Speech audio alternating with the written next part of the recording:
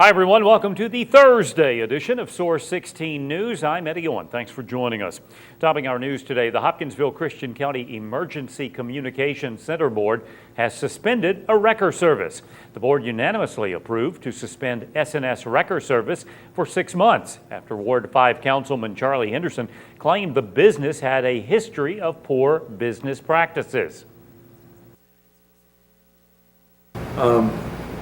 Sure, I can. It was basically because of inaccurate billing, delaying customers in retrieving their automobiles, which in turn created a higher cost on storage fees. The amount that he was charging and just the inconsistency in the billing. SNS wrecker service will be notified through a letter about the suspension. In other business, the board approved a 1-year rotating provider list instead of having yearly contracts with each business.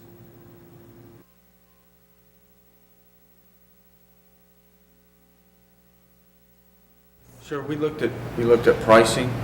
We looked at certain mileage issues, cleanup cost, consistency in what the record companies were charging, and just to make sure that everybody was playing on the same playing field. If we first responders in Christian County called for a wrecker, that they were getting a professional wrecker service and that were abiding by rules and regulations. Christian County Sheriff Libby Level and Hopkinsville Police Lieutenant Clayton Summer were absent from the meeting. A U.S. Army sergeant accused of deserting a unit based at Fort Campbell and wanted for the attempted murder of his girlfriend has been arrested in Florida. 32-year-old Sergeant First Class Andres Betancourt of Claremont, Florida, is in custody and under guard in a Central Florida hospital, according to the Orlando Sentinel. Betancourt, a California native, is also reportedly facing charges of aggravated assault and attempted second-degree murder in connection with an alleged attempt to run over his girlfriend in May 2010 in Clarksville. According to published reports about the incident, he reportedly ran over the woman, then took her inside a house where he bathed her and called authorities. The Orlando Sentinel reports Fort Stewart, Georgia, is responsible for extraditing Betancourt to face the military charges. Fort Campbell's 1st Brigade Combat Team will be saying farewell while welcoming a new commander tomorrow morning. Colonel Andrew Pappas will be relinquishing his command to Colonel J.P. McGee during a change of command ceremony.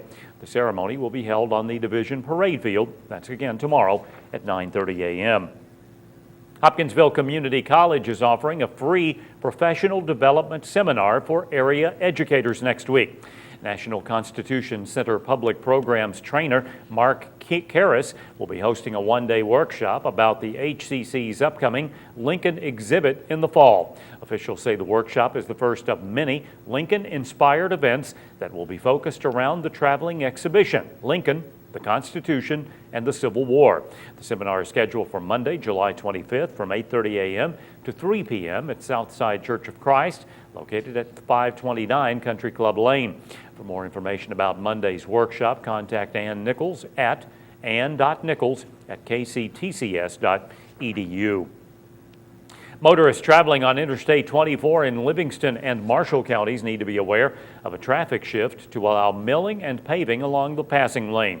Earlier today, a Kentucky Transportation Cabinet contractor shifted traffic to the right-hand or driving lane between exit 27, the US 62 interchange at Calvert City, and exit 31, the Kentucky 453 interchange at Grand Rivers. Motorists should continue to be alert for slowing and merging traffic as you approach this work zone between the 27 and 31 mile marker. Transportation Cabinet spokesman Keith Todd says lane restrictions for both eastbound and westbound traffic will remain up around the clock as work continues in this area. A 15-year-old boy was injured in an ATV wreck in Graves County last night. According to Kentucky State Police, the juvenile was driving an ATV north on Ballard Road near Fancy Farm around 7:15 when he lost control, ran off the road, and overturned into a ditch. The boy was transported by Mayfield Graves County EMS to Jackson Purchase Medical Center for treatment of injuries. Police are reporting that 4 individuals were injured in 2 separate wrecks in Hopkinsville the past couple of days. According to Hopkinsville police, a 3-vehicle wreck on North Main Street yesterday afternoon around 2:40 injured the driver of one car, 83-year-old Wilma Good, and her passenger, 63-year-old Leoma Howery, both of Crofton. Police say Good was traveling south on North Main Street when a car making a left turn off of North Main onto Talbert Drive hit her car, causing it to spin around and hit another vehicle. Both women were transported by ambulance to Jenny Stewart Medical Center. In a separate wreck that occurred Tuesday morning around 10 o'clock on Fort Campbell Boulevard near Old Clarksville Pike, police report 49-year-old James Latinen of Old Hickory, Tennessee, was transported to the hospital for treatment of injuries after he ran a red light and his car was hit by a vehicle driven by 38-year-old Lee Moore of Hopkinsville. Police say Moore was also injured in the wreck and transported to Jenny Stewart Medical Center. In a story we brought you last night at 10, jurors reached a verdict Wednesday evening in the trial of 2 men accused of beating and robbing a Murray businessman during a home invasion last summer. The jury found Cortez Beckman not guilty of first-degree robbery, first-degree burglary, and complicity to commit attempted murder. However, Beckman's co-defendant, Terrence Silas, was found guilty of first-degree burglary and second-degree assault, but not guilty of attempted murder. Beckman and Silas were arrested and charged for breaking into the home of Chuck Wynn, the owner of a popular pizza and Italian restaurant, July 13th of last year, and assaulting him with pistols while demanding money. Police seized marijuana and cash from a home in Hopkins County during a drug search Wednesday afternoon. Acting on information obtained through a roadside investigation, investigators and officers from the Hopkins County Sheriff's Office, Madisonville Police Department Narcotics Vice Unit, and Kentucky State Police executed a search warrant at 315 Woodlawn Avenue in Arlington. Authorities seized about 1 pound of marijuana, synthetic marijuana, a large quantity of cash, and various items of paraphernalia. Police are continuing their investigation and say the charges are pending.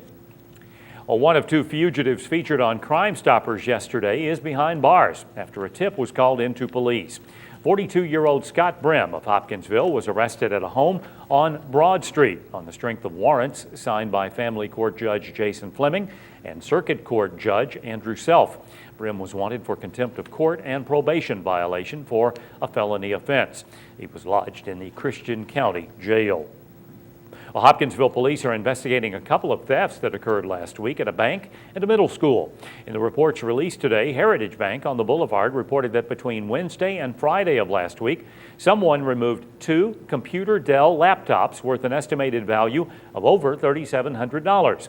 And Concrete Contracting Solutions of Grove City, Ohio, reported that sometime over the past 7 days, someone took 2 black 100-foot power cords valued at $750 each from the construction site at the new Christian County Middle School on Glass Avenue. Senator Mitch McConnell accepted an award today from the National Association of Drug Court Professionals. The senator received the All Rise Leadership Award, which is given to congressional members who, in the organization's mind, exhibit a commitment to combating drug-related crime and addiction through drug courts. According to McConnell, the Kentucky Drug Court program plays an integral part in our criminal justice system by combining treatment with law enforcement and rigorous court supervision. The organization cited McConnell for his efforts against crime since the Violent Crime Control and Law Enforcement Act of 1994, his support for the Rural Drug Prosecution Assistance Project, and for his efforts to get members of the administration to tour Kentucky to get a close-up view of drug problems in the Commonwealth. The All Rise Leadership Award is given to multiple congressional winners each year who meet the criteria of the organization. Kentucky's other Senator Rand Paul today met with FBI Director Robert Mueller to get information regarding the recent arrest of 2 suspected terrorists in Bowling Green. The 2 arrested men, Wad Ramadan Alway and Mohammad Sharif Hamadadi, were granted refugee status to enter the United States, even though one of them had been connected via his fingerprints to an unexploded bomb set to blow up near a U.S. convoy in 2005. According to a release from his office, Senator Paul has raised a number of questions and concerns about the screening process through which refugee status is granted and how terrorists like these two were able to enter the U.S. Senator Paul stated he was pleased with the outcome of today's meeting with Director Mueller. He also said that he encouraged the director to convey to the president that the number of foreign nationals granted asylum in the United States should be reviewed. Another story making news in the state today. Kentucky State Police are looking for a 21-year-old Owensboro man who escaped from the Keaton Correctional Complex in Paducah this morning. Police report James Butler Jr. apparently escaped sometime overnight and is possibly en route to the Owensboro area where he has family. According to state police, Butler has prior charges of second-degree arson and first-degree wanton endangerment. He's described as a black male, 5 feet 5 inches tall, 105 pounds, and it is unknown what he is wearing. Anyone with information regarding Butler's whereabouts should contact law enforcement officials.